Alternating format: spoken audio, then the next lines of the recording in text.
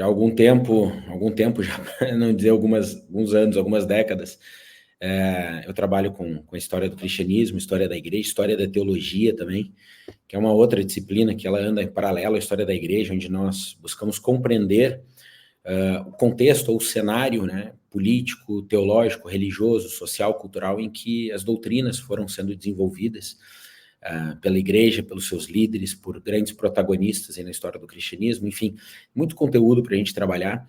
E possivelmente foi naquela live sobre a reforma protestante, eu fiz um apontamento que eu acho que deve guiar ou deve orientar a nossa fé cristã, né? O cristianismo, ele não se descobre agora, ele já foi nos apresentado há 2000 anos atrás.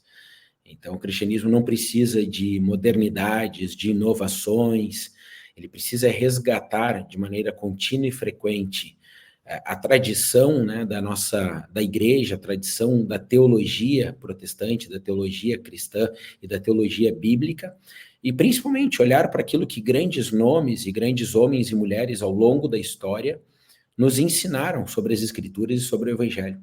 Então, muitas vezes o nosso erro é tentar inovar ou criar algo novo, como se o evangelho dependesse do mesmo rumo do mundo. O mundo precisa criar, ele precisa se inovar, há toda uma demanda para novas modas e novas tendências. No evangelho, não. No evangelho há uma demanda para o resgate da nossa história, para que o passado firme, né, o nosso presente, solidifique o nosso presente e nos aponte para o nosso futuro, o rumo que nós temos que seguir.